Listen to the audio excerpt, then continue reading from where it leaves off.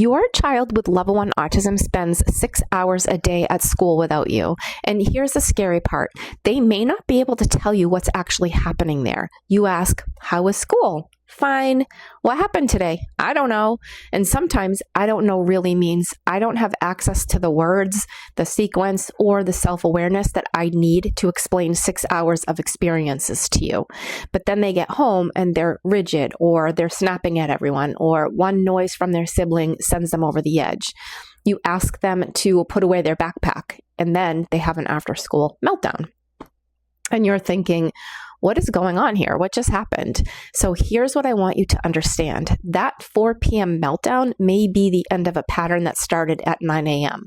Maybe the classroom was louder than usual. Maybe there was a substitute teacher. Maybe their friend wouldn't sit next to them at lunch.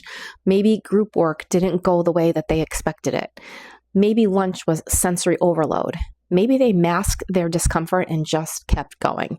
And this is where they were fine at school can become incredibly misleading, because looking fine doesn't tell us how much nervous system load it took to look fine. Your autistic child doesn't have to be melting down to be struggling. Load can be building quietly. And as that load builds, access can start dropping. Access to flexible thinking, communication, problem solving, emotional regulation, the ability to tolerate one more unexpected thing. And that's why through the Village of Little's nervous system lens, we don't just look at behavior. We map the pattern using the load access response map. What load was building, what access dropped, what response actually matches your child's nervous system state. And that's what we start doing in a first step parent strategy session. We map the pattern that you're seeing, and if school is a major part of that pattern, you can then book a confident school strategy session.